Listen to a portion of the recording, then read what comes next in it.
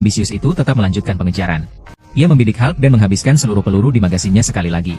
Jika aku tidak menyaksikan sendiri batas daya tahan lawannya, kurasa sang kapten tidak akan pernah menyadari bahwa Hulk dapat mengalahkannya semudah menghancurkan seekor semut.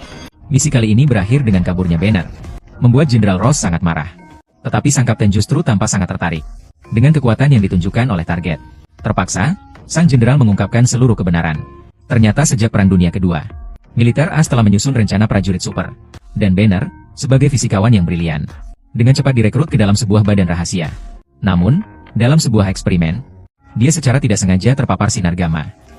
Bersamaan dengan kilatan cahaya biru di dahinya, sel-sel di tubuh Banner mulai bermutasi. Dalam sekejap mata berubah menjadi Hulk, melepaskan amarah yang tak tertahankan di laboratorium. Dalam keadaan lepas kendali, dia tidak hanya melukai kekasih dan ayah mertuanya, Jenderal Ross, tetapi juga hampir menghancurkan seluruh markas. Agar tidak melukai orang yang dicintainya lagi, Banner melarikan diri ke daerah kumuh di Brasil dan hidup menyendiri. Di sana, setiap hari dia berlatih jiu-jitsu Brasil, dan menampar dirinya sendiri untuk mengendalikan emosi, menahan agar sisi binatang dalam dirinya tidak menguasai. Selama pelariannya, Banner terus mencari cara untuk menyembuhkan dirinya. Ia bahkan berkenalan dengan seorang ilmuwan di internet yang dijuluki Mr. Blue. Namun, semua upaya yang ia coba gagal. Mr. Blue menyarankan Banner sebaiknya membawa datanya ke Amerika untuk mendapatkan perawatan langsung. Jika tidak, hanya dengan bergantung pada sampel darah yang ia kirim, dikhawatirkan tidak mudah untuk meracik penawarnya. Awalnya Banner selalu ragu-ragu, tetapi setelah diawasi oleh Jenderal Ross, ia terpaksa mengambil risiko menyeberangi perbatasan secara ilegal dari Meksiko ke Amerika, menyelinap ke laboratorium lamanya untuk menyalin datanya. Tanpa diduga, semua dokumen telah dihapus dan dibawa oleh Jenderal Ross. Bahkan Banner dianggap sebagai aset pribadi militer olehnya. Ia harus ditangkap kembali dengan cara apapun untuk melanjutkan penelitian, untuk memastikan tindakan selanjutnya tidak mengalami kesalahan apapun. Sang jenderal mengambil botol serum super yang telah lama berdebu dari laboratorium.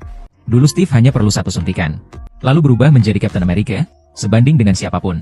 Kali ini, mereka tidak hanya meningkatkan dosis yang disuntikan ke tubuh Blonsky, tetapi juga menggunakan rangka baja untuk menahannya dengan kuat, lalu menyuntikkan dosis lain langsung ke dalam sumsum tulangnya. Rasa sakit menusuk datang dari punggungnya, tetapi dia menggertakkan giginya, tanpa mengeluarkan suara.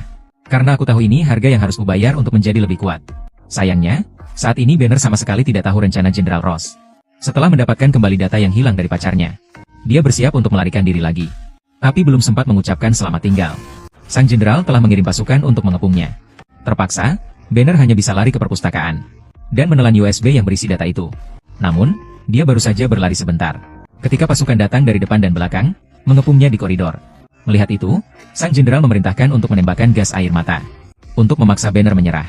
Tanpa diduga, bersamaan dengan raungan marah, Hulk yang ada di dalam dirinya mengambil alih, dengan cepat menunjukkan wujud raksasanya di dalam asap.